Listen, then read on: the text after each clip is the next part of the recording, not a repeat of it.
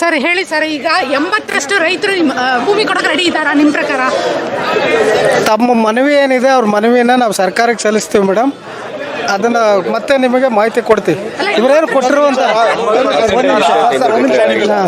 ನೋಡಿ, ಇವಾಗ ನಾವು ಅರ್ಜಿ ಕೊಟ್ಟಿದ್ದೀವಿ. ಈಗ ಅರ್ಜಿ ಕೊಟ್ಟಿರೋದು ಏನಿದೆ, ಅರ್ಜಿ ಪರಿಶೀಲನೆ ಮಾಡ್ತಾ ಇದ್ದೀವಿ. ಆ ಪರಿಶೀಲನೆ ಮಾಡಿದಾಗ ಪರ್ಸೆಂಟೇಜ್ ಕೊಡ್ತಾಗುತ್ತೆ. ಆಮೇಲೆ ತಮಗೆ ಹೇಳ್ತೀವಿ ಏನು ಕೊಟ್ಟಿದ್ದಾರೆ ಮನವಿ ಅಂತ. ಸಭೆ ಮಾಡ್ತೀರಾ? ಓಪನ್ ಸಭೆ ಮಾಡ್ತೀರಾ? 30 ಜನ ಓಪನ್ ಸಭೆ ಮಾಡ್ತೀರಾ? ಒಂದು ಬಾರಿ ಮಾಡಿದ್ದೀವಿ ಮೇಡಮ್, ಅಹವಾಲನ್ನು ಸ್ವೀಕರಿಸಿದ್ದೀವಿ. ಮತ್ತೆ ಒಂದಷ್ಟು ಜನ ರೈತರು ಬಂದ್ರೆ, ನಾಯಕರು ಬಂದ್ರೆ ಅವ್ರ ಜೊತೆ ಜಿಲ್ಲಾಧಿಕಾರಿಗಳ ತಗೋಬೇಕು. ಅವ್ರ ಮೇಲೆ ಯಾಕೆ ಎಫ್ಐಆರ್ ಹಾಕ್ತೀರಾ? ಸಭೆ ಕರೆದು ಯಾಕೆ ಎಫ್ಐಆರ್ ಹಾಕ್ತೀರಾ ಅವ್ರ ಮೇಲೆ? ಆಯ್ತು, ಮಾತಾಡಿ. ನೀವು ಏನು ಹೇಳ್ಬೇಡಿ, ಹೊರಟೋಗ್ಬಿಟ್ರೆ ಹಾಗೆ ನೀವು.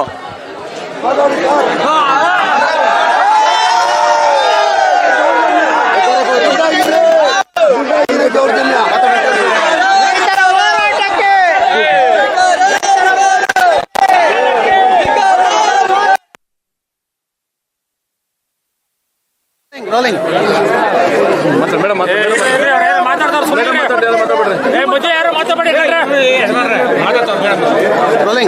ಇವತ್ತು ಇಡೀ ಒಂದು ಪ್ರೊಟೆಸ್ಟ್ ಅನ್ನ ಕವರ್ ಮಾಡಿದೀವಿ. ಇಲ್ಲಿ ಆಫೀಸರ್ ಎಡಿಸಿ ಚಂದ್ರಪ್ಪ ಅವರು ಬಂದಿದ್ರು. ಅವರು ನಾವು ಕೇಳಿದ, ನಮ್ಮ ಚಾನೆಲ್ನಿಂದ ಕೇಳಿದ ಯಾವ ಪ್ರಶ್ನೆಗೂ ಉತ್ತರ ಕೊಡಲಿಲ್ಲ. 80ರಷ್ಟು ಜನ ಏನು ಭೂಮಿಯನ್ನ ಕೊಡೋಕೆ ತಯಾರಿದ್ದಾರೆ ಅಂತ ಹೇಳಿದ್ರು. ಅದಕ್ಕೆ ಕೇಳಿದಾಗ ಅದಕ್ಕೂ ಉತ್ತರ ಕೊಡಲಿಲ್ಲ. ಮತ್ತು ನೀವು ಓಪನ್ ಮೀಟಿಂಗ್ ಮಾಡ್ತೀರಾ ಎಲ್ಲ ರೈತರನ್ನ ಕರೆದು ಅಂತ ಹೇಳಿದ್ರೆ ಅದಕ್ಕೂ ಉತ್ತರ ಕೊಟ್ಟಿಲ್ಲ. ಮತ್ತು ಎಲ್ಲ ರೈತರನ್ನ ಕರೆಸ್ತೀರಾ, ಅವ್ರ ಮೇಲೆ ಯಾಕೆ ಎಫ್ಐಆರ್ ಹಾಕ್ತೀರಾ ಅಂತ ಕೇಳಿದೆ, ಅದಕ್ಕೂ ಉತ್ತರ ಕೊಟ್ಟಿಲ್ಲ. ಅಂದ್ರೆ ಸರ್ಕಾರ ಈ ಅಧಿಕಾರಿಗಳನ್ನ ಇಟ್ಕೊಂಡು ಏನು ಸಾಧಿಸಬೇಕು ಅಂತ ಕಾಯ್ತಾ ಇದೆ. ಇಲ್ಲಿ ಸರ್ಕಾರ ಇದೆಯಾ ಇಲ್ವಾ?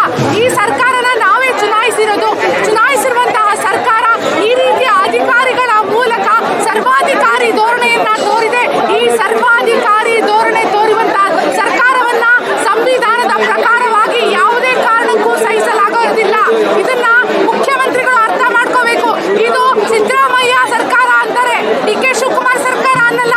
ಮುಖ್ಯಮಂತ್ರಿಗಳೇ, ನೀವು ರೈತರ ಪರ, ಜನರ ಪರ, ದೇವರಾಜ ಅರಸು, ಆಧುನಿಕ ದೇವರಾಜ ಅರಸು ಅಂತ ಹೇಳ್ಕೊಳ್ತೀರಾ. ನೋಡಿ, ಆ ಹೆಸರು ಉಳಿಸ್ಕೋಬೇಕಂದ್ರೆ ಇನ್ನೂ ನಿಮಗೆ ಟೈಮ್ ಇದೆ.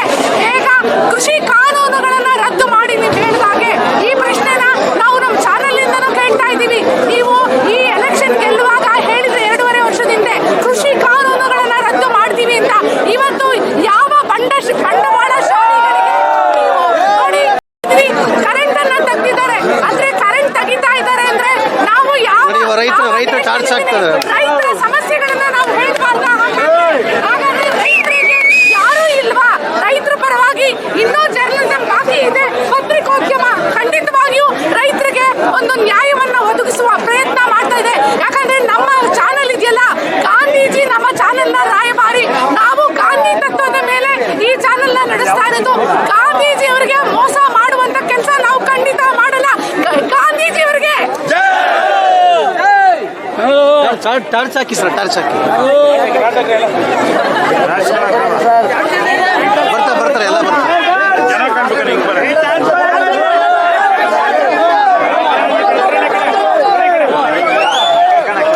ಎಸ್ ಎಸ್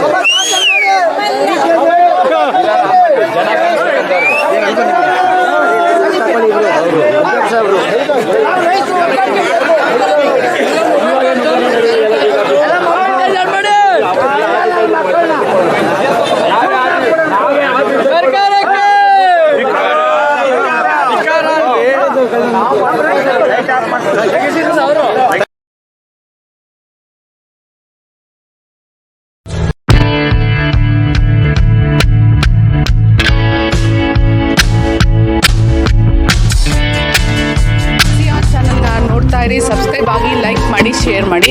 ಮುಕ್ತ ಪತ್ರಿಕೋದ್ಯಮವನ್ನು ಬೆಂಬಲಿಸಿ.